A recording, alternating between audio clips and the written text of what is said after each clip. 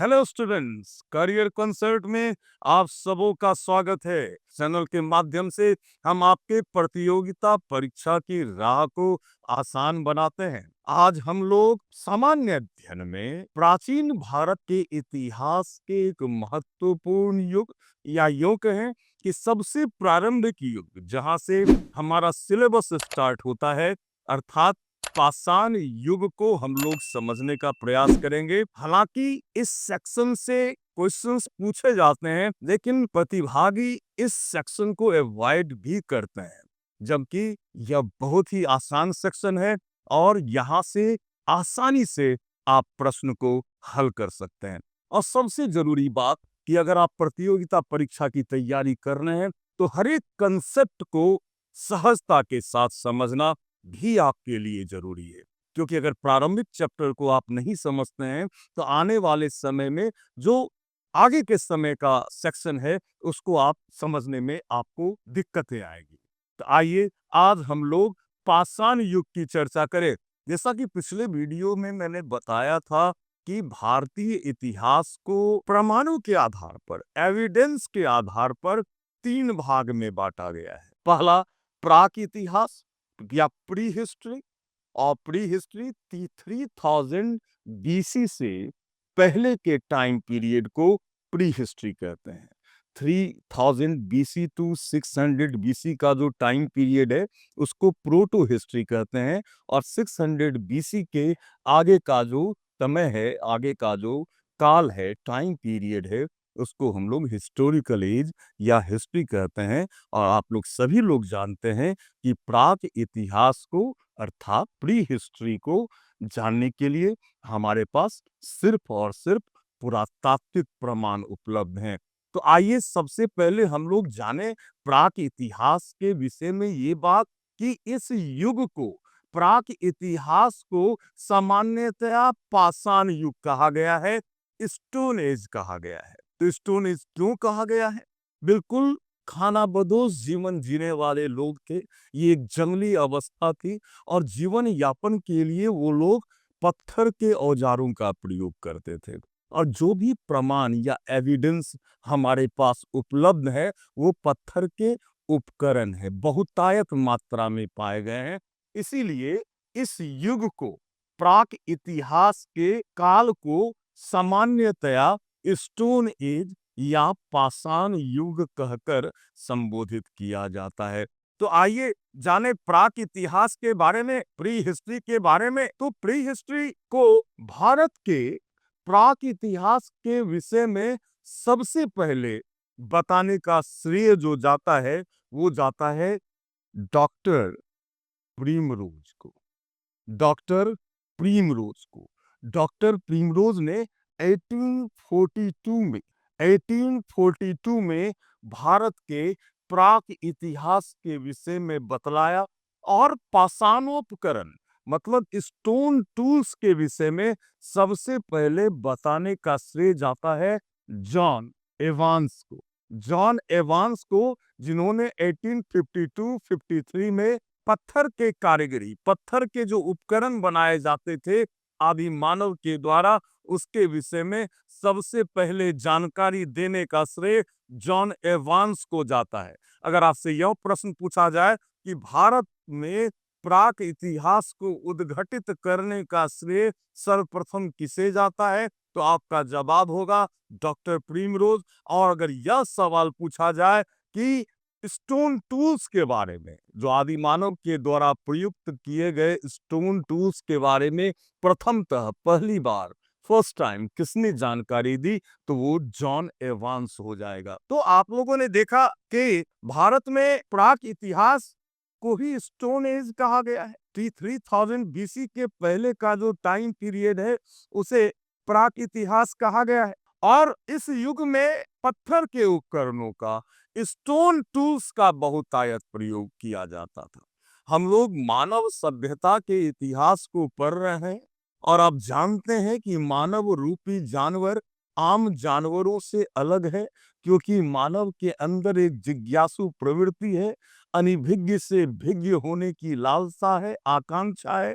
इसलिए यह जीव अर्थात मानव आम जानवरों से अलग होता है, प्रगतिशील होता है। अब देखिए ना, हम मानव जीवन का शुरुआत जो था वो बिल्कुल जंगली अवस्था से गुजरा। आज हम कितना सभ्य जीवन जी रहे हैं, जिसमें लाखों साल भले लग गए, लेकिन यह बात प्रमाणित होता है कि मानव स्वभावतः एक जिज्ञासु प्राणी है। तो मानव जीवन में सतत परिवर्तन आता चला गया और ये परिवर्तन का पहला चरण जो है वो हम लोग देखेंगे पाषाण युग में। मैंने बताया था कि इस युग को पाषाण युग कहा जाता है और स्टोन टूल्स के विषय में सबसे पहले जानकारी देने का श्रेय जो है वो जॉन एवंस को जाता है।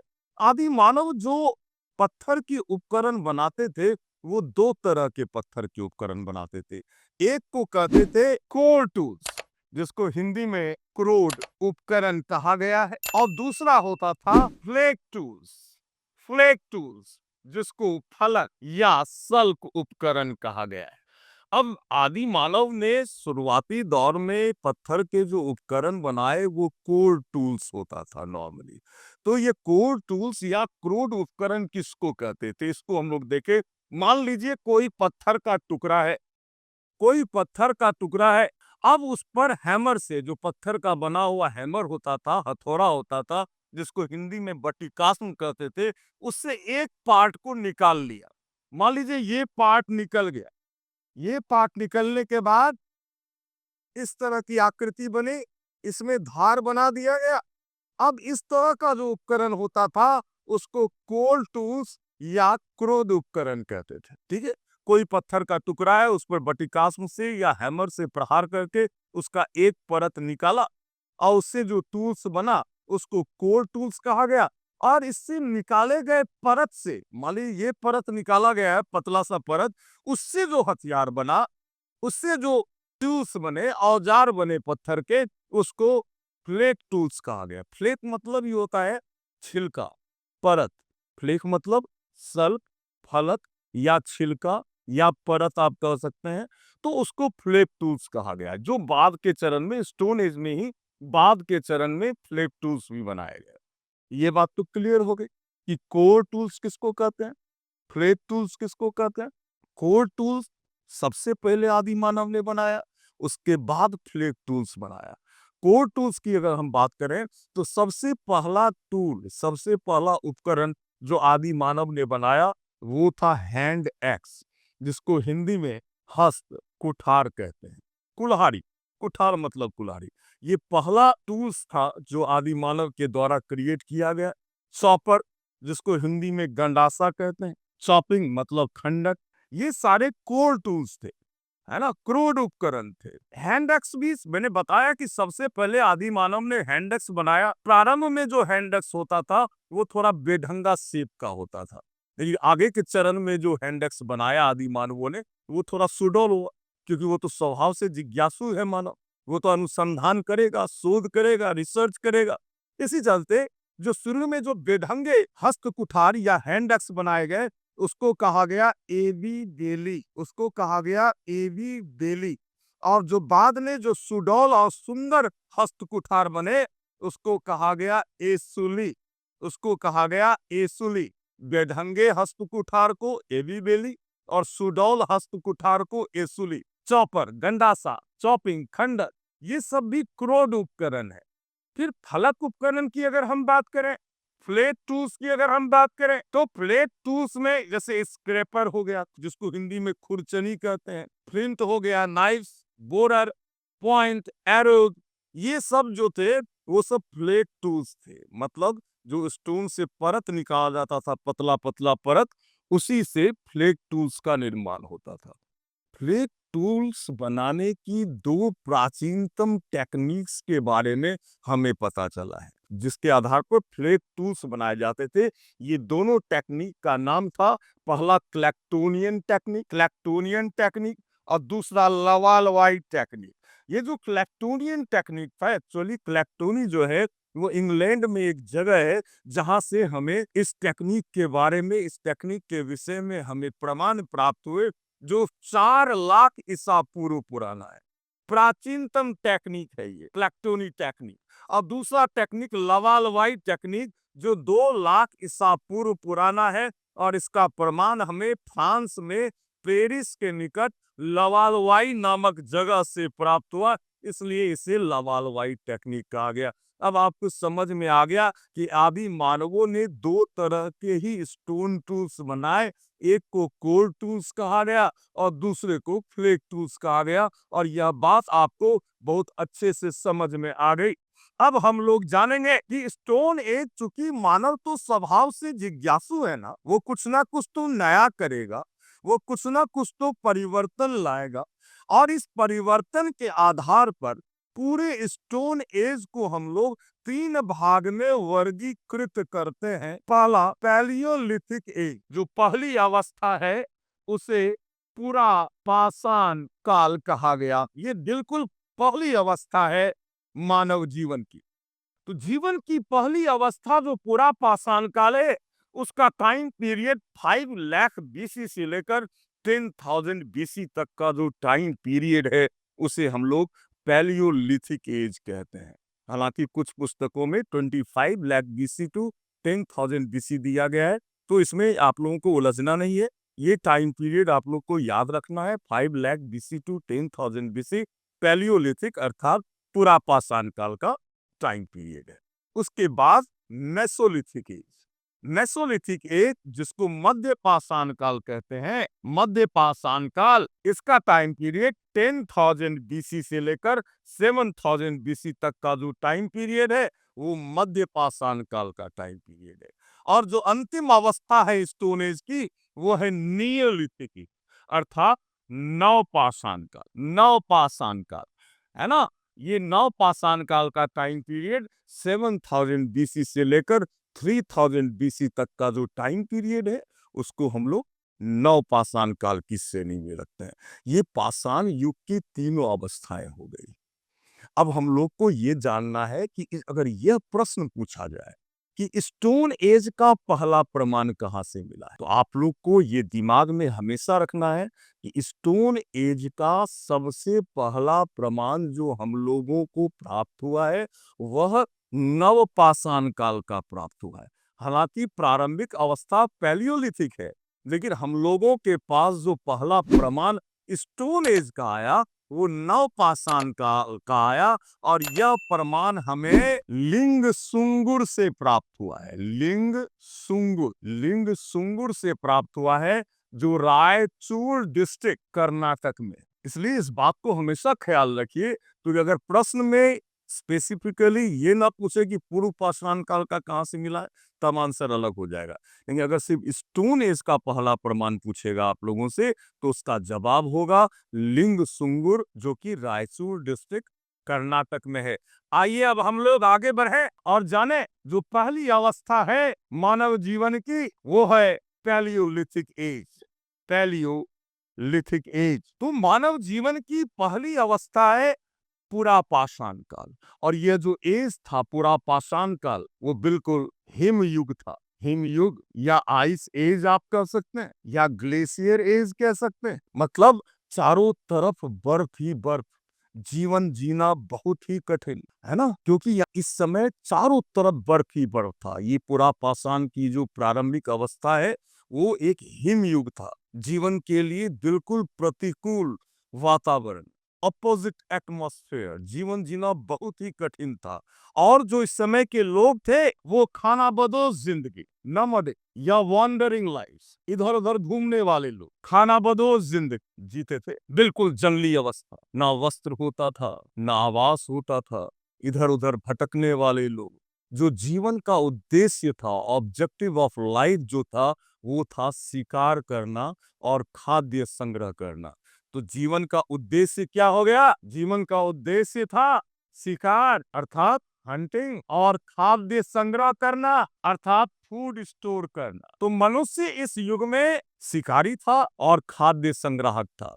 बड़े बड़े जानवरों का ग्रुप में शिकार करता था और लंबे समय तक कच्चा मांस खाता था।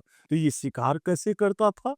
तो शिकार करने के लिए पत्थर के बेढंगे औजारों का प्रयोग होता था, स्टोन टूल्स का प्रयोग होता था, पत्थर के बेढंगे औजार का प्रयोग होता था। और मैंने आप लोगों को पहले भी बताया कि आदि मानव ने सबसे पहले जिस स्टोन टूल्स का यूज किया वो था हैंड एक्स।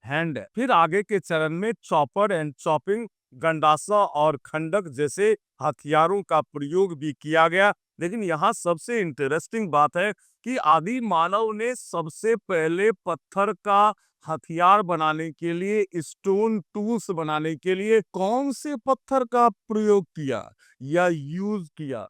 तो अगर यह प्रश्न पूछा जाए तो आपका जवाब होगा कि आदि मानव ने सबसे पहले स्टोन टूल्स बनाने के लिए क्वार्ट्जाइट पत्थर का प्रयोग किया। क्वार्ट्जाइट पत्थर का प्रयोग सबसे पहले किया।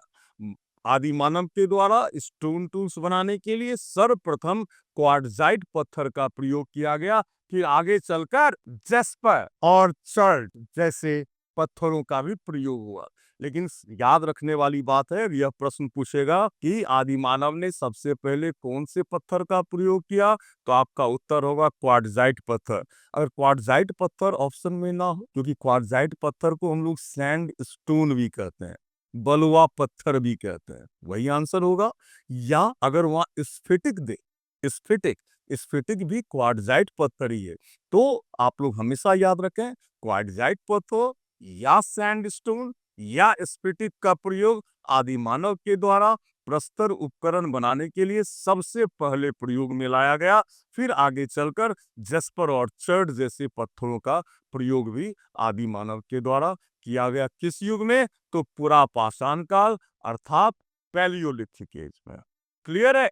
अब हम लोग जानेंगे कि इस युग में आग की खोज हो गई, इन्वेंशन ऑफ फायर। मानव तो स्वभाव से जिज्ञासु है ना? साइंस एंड टेक्नोलॉजी तो तब से है जब से मानव है, भले ही वो खानाबदोश जिंदगी जीता हो, जंगलियों की तरह जीता हो। लेकिन देखिए लोग स्टोन टूल्स बनाना सीख गया, ये क्या है? साइंस एंड टेक्नोलॉजी तो है ना? मानव स्वभाव से ही जिज्ञासु है। तो उसने जब दो पत्थरों को रगड़ा ना, चकमक पत्थर था तो उससे आग निकला।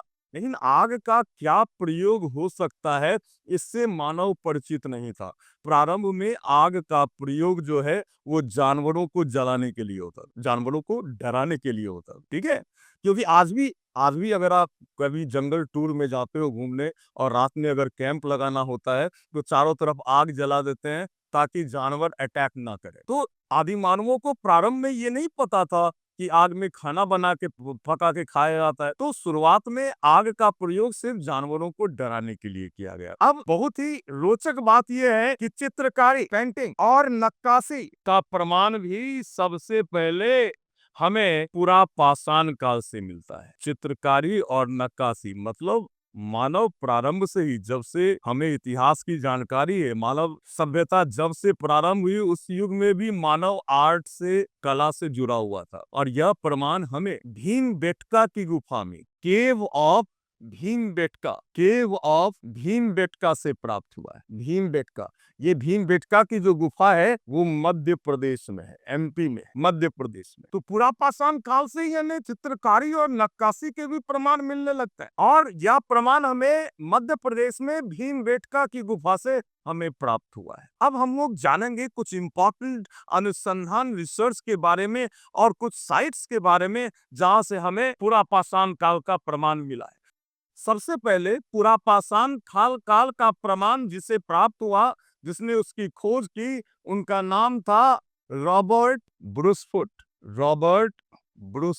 जिन्होंने सबसे पहले पल्लवरम से, रॉबर्ट ब्रूसफुट ने 1863 में सर्वप्रथम पुरा पाषाण काल का, पैलियोलिथिक एज का एविडेंस उनको प्राप्त हुआ। और यह एविडेंस था हस्त कुठार।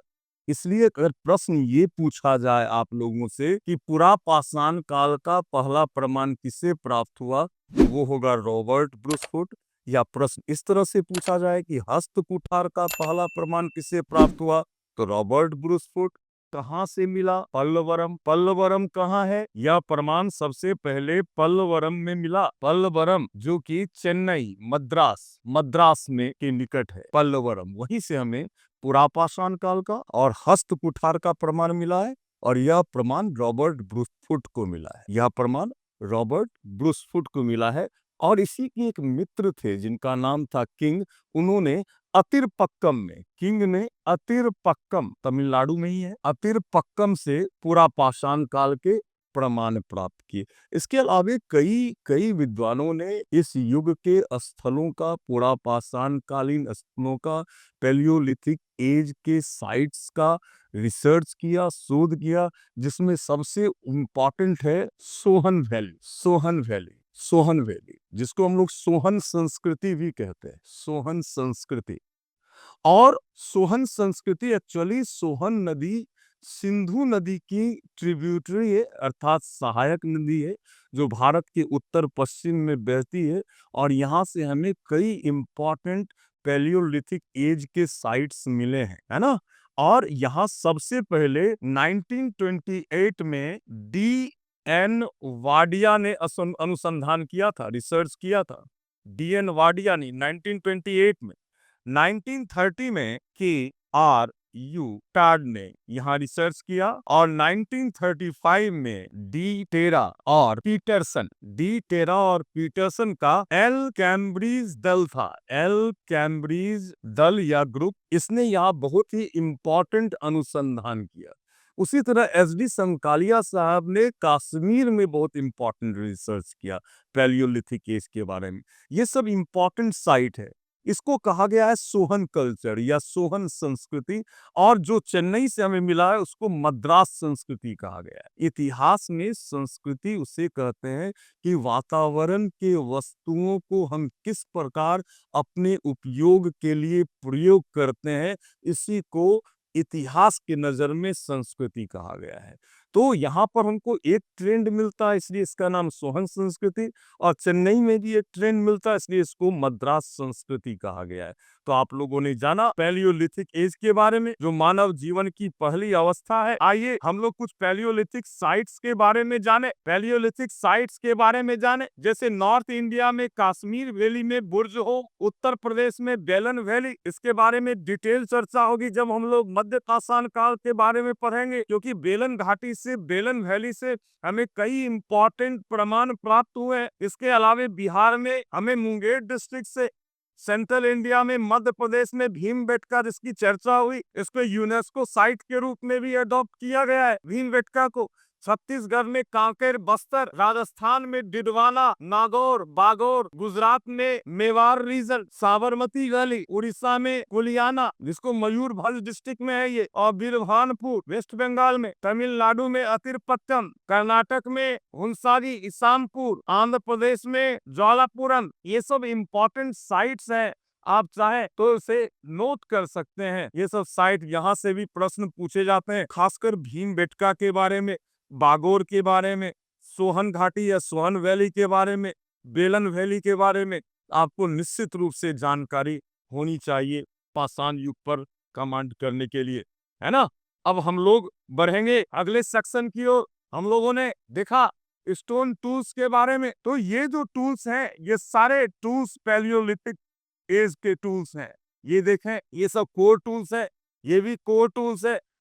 इधर कोर टूल्स और फ्लेट टूल्स दोनों है। पाषाण काल में, पैलियोलिथिक काल में मानव के द्वारा इस तरह के स्टोन टूल्स बनाए जाते थे, जो कि कोर टूल्स है, कोर टूल्स है, कोर टूल्स है। ये सारे कोर टूल्स, यहाँ फ्लेट टूल्स भी है। तो इस तरह के औजार आपने जान लिया कि कोर टूल्स किसे कहते हैं और फ्लेट टूल्स किसे कहते हैं। अब हम लोग नेक्स्ट सेक्शन की ओर बढ़े। पूरा पाषाण काल हम लोग पैलियोलिथिक एज समझ लिए। अब नेक्स्ट चरण में हम लोग जानेंगे मेसोलिथिक एज के बारे में, मध्य पाषाण काल के बारे में। मध्य पाषाण काल के बारे में सबसे पहले थॉमस कार्लाइल ने 1867 में बताया। थॉमस कार्लाइल ने 1867 में सबसे पहले मध्य पाषाण काल के बारे में जानकारी दी। मध्य पाषाण काल पुरा पाषाण काल और नव पाषाण काल के बीच एक संक्रमण की स्थिति है। हम एक डेवलपमेंट की प्रक्रिया मध्य पाषाण काल में देख सकते हैं। जहां पुरा पाषाण काल एक ग्लेशियर एज था, एक हिमयुग था, वही मध्य पाषाण काल में जो क्लाइमेट है वो हॉट एंड ड्राई हो गया, गर्म और शुष्क हो गया। इस समय भी मानव जीवन बिल्कुल वंडरी, मतलब खाना बदोश जीवन ही जीते थे। लेकिन कई परिवर्तन देखे गए मानव जीवन में मध्य पाषाण काल में। एक तो जलवायु गर्म और शुष्क हो गया। इस युग में भी जीवन का जो उद्देश्य था वो हंटिंग, मतलब शिकार करना और फूड स्टोर करना था। इस युग में भी मानव जीवन का उद्देश्य शिकार करना और खाद्य संग्रह ही करना था। लेकिन मैंने बताया मानव तो स्वभाव से जिज्ञासु है, वो कुछ ना कुछ परिवर्तन लाएगा। तो इस युग में मानव ने छोटे छोटे स्टोन टूल्स बनाए। शिकार करने की टेक्निक में परिवर्तन आ गया। मिसाइल टेक्निक, मतलब दूर से फेंके जाने वाले हथियार जो है सबसे पहले मध्य पाषाण काल में या मेसोलिथिक एज में बनाए गए। तीर धनुष सबसे पहले मानव ने मध्य पाषाण काल में बनाया। उसी तरह मछली पकड़ने का कांटा भी सबसे पहले मध्य पाषाण काल में बना। मतलब छोटे छोटे नुकीले हथियार, धारदार हथियार, दूर से फेंक कर मारे जाने वाले हथियार मध्य पाषाण काल में बनने लगे। और इस समय जो छोटे छोटे स्टोन टूल्स बने, इस कारण से मध्य पाषाण काल को माइक्रोलिथिक एज भी कहा जाता है। माइक्रोलिथिक एज क्यों कहा जाता है? माइक्रो मतलब छोटा, लिथिक मतलब स्टोन टूल्स, क्योंकि इस युग में छोटे छोटे नुकीले हथियार, धारदार हथियार बने, इसलिए इस एज को माइक्रोलिथिक एज भी कहा जाता है। और हमें 25,000 माइक्रोलिथ्स मतलब लघु पाषाणोत्तरण का प्रमाण आदमगढ़ से प्राप्त हुआ है। आदमगढ़, जो कि मध्य प्रदेश में। तो आपने जाना मेसोलिथिक एज को ही माइक्रोलिथिक एज भी कहा जाता है। इस युग में शिकार करने की टेक्निक में परिवर्तन आ गया। जलवायु गर्म और शुष्क हो गई। जीवन के लिए अनुकूल वातावरण आया। अब मानव तो स्वभाव से जिज्ञासु है ही, वो कुछ ना कुछ नया करेगा, परिवर्तन लाएगा। तो इस एज में छोटे छोटे नुकीले हथियार बने और पहला मानव जीवाश्म का वो प्रमाण मिलता है, ह्यूमन फॉसिल्स का प्रमाण। मानव जीवाश्म का प्रमाण जो है पूरा पाषाण काल का, अभी तक हम लोगों को मानव जीवाश्म का, ह्यूमन फॉसिल्स का प्रमाण हमें नहीं प्राप्त हुआ है। पहला मानव जीवाश्म जो मिला है वो मध्य पाषाण काल या मेसोलिथिक एज से संबंधित है। और यह प्रमाण हमें मध्य प्रदेश में नर्मदा नदी, नर्मदा वैली पर हथनौरा नामक स्थान से प्राप्त हुआ है। Very very important point. चूंकि मानव तो जिज्ञासु है ही ना, वो कुछ ना कुछ नया करेगा। शिकार पर बेस्ड लाइफ है, ऑब्जेक्टिवली जीवन का है शिकार करना, फूड स्टोर करना।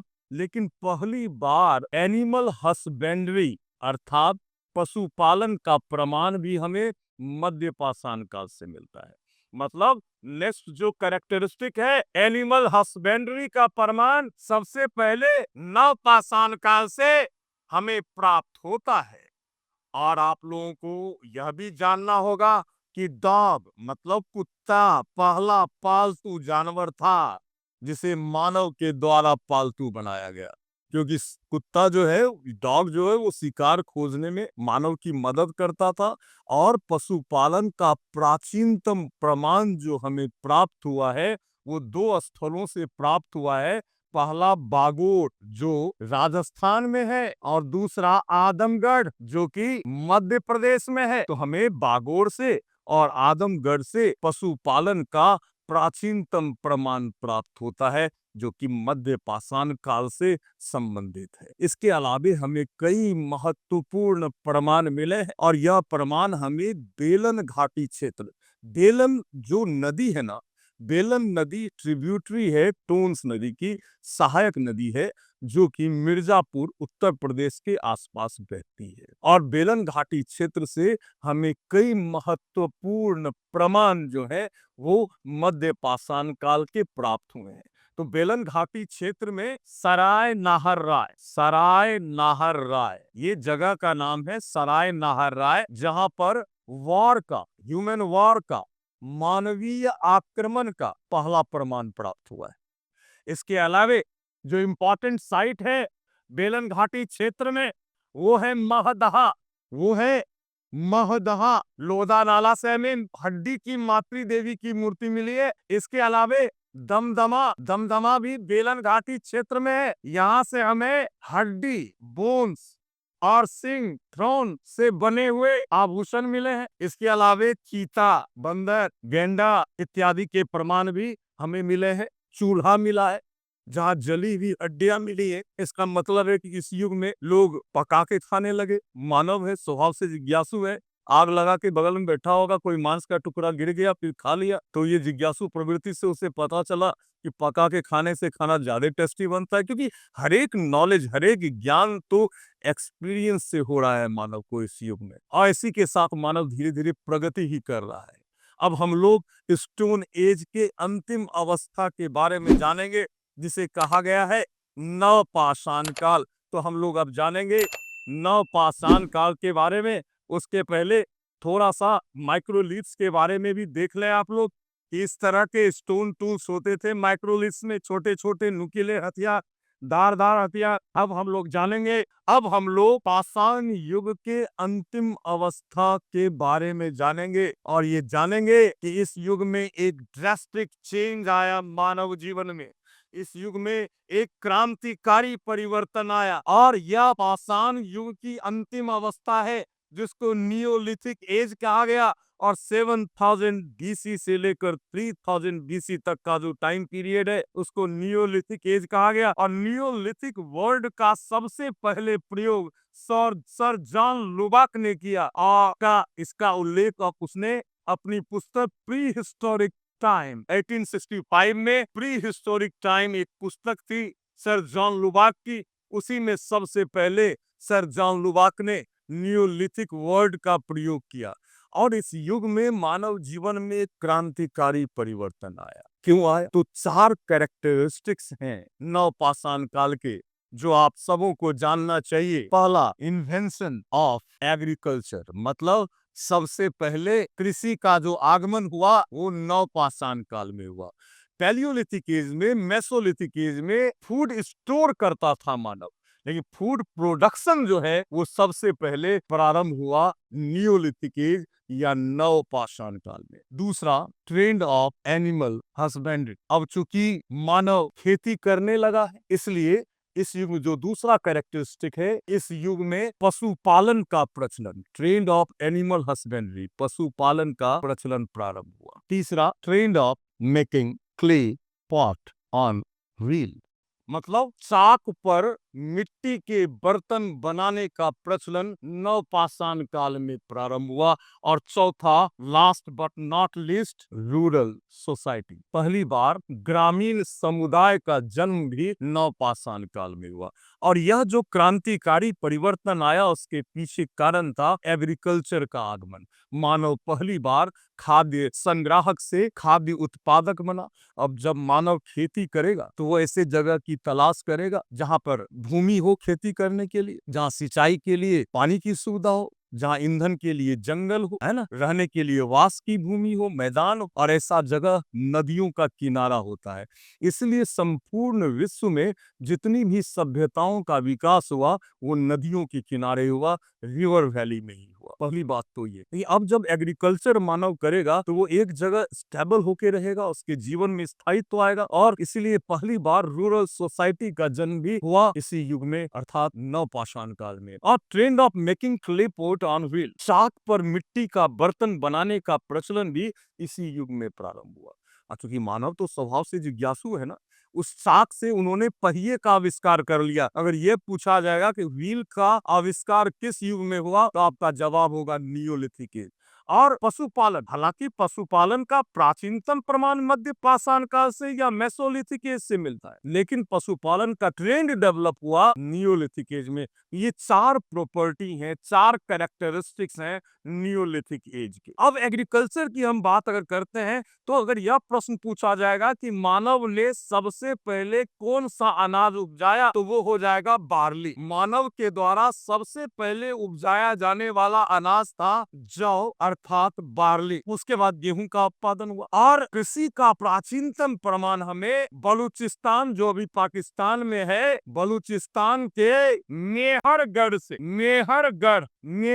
से प्राप्त हुआ है। और मेहरगढ़ से हमें गेहूं और जौ के प्रमाण मिले हैं। और मेहरगढ़ को बास्केट ऑफ ब्रेड भी कहा गया है, बास्केट ऑफ ब्रेड। हालांकि हाल फिलहाल रिसर्च के दौरान उत्तर प्रदेश के कबीर नगर जिले में लहरुआ देव नामक एक स्थल है, वहां से भी हमें कृषि का प्राचीनतम प्रमाण मिला। कहां से? लहरुआ देव, जो संत कबीर नगर डिस्ट्रिक्ट उत्तर प्रदेश में है।